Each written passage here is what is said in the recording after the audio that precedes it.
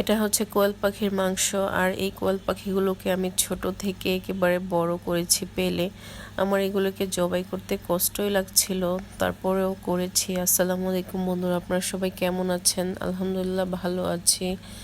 আজকে হচ্ছে কোয়েল পাখিগুলোকে জবাই করে ফেললাম, তাই রান্না করব। তো রান্নায় চলে আসি। আমি হচ্ছে প্রথমে পেঁয়াজটাকে ভেজে নিলাম, গরম মশলাও দিয়েছি, সাথে তেজপাতা, দারচিনি, এলাচ।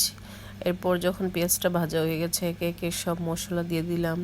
আদা বাটা, রসুন বাটা, হলুদের গুঁড়ো, মরিচের গুঁড়ো, লবণ, ধনিয়া ফাঁকি, জিরা ফাঁকি, সব মশলাগুলোকে দিয়ে আমি একটু সুন্দর করে কষিয়ে নিব। তখন মশলাটা একেবারে কষে উপর একটু তেল ভেসে আসবে, অল্প কিছু পরিমাণ পানি দিয়ে আবারও একটু কষিয়ে নিব। যখন তেলটা একেবারে ভেসে আসবে তখনই আমি কোয়েল পাখির মাংসগুলোকে দিয়ে দিব। এখানে 4টা কোয়েল পাখি ছিল। আসলে পালা জিনিসের মাংস খেতেও খুবই স্বাদ হয়। আমি একেবারে ছোট বাচ্চা থেকে এইগুলোকে বড় করেছি। এই তো এখন হচ্ছে আমি ভালো করে কষিয়ে তারপর হচ্ছে ঝোল দিয়ে দিব। দেখেছেন কালারটা কত সুন্দর হয়েছে, একেবারে লাল টকটকা হয়েছে। এত কষা হয়ে গেছে, এখন হচ্ছে পরিমাণ মতো পানি দিয়ে দিব।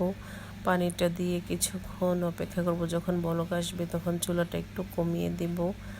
এই তো প্রায় মোটামুটি তরকারি হয়ে এসেছে। এখন 2টা কাঁচামরিচ দিয়ে নামিয়ে নিব। এখন সবাই সুস্থ থাকবেন, ভালো থাকবেন। এখনের মতো বিদায় নিচ্ছি। আল্লাহ হাফেজ।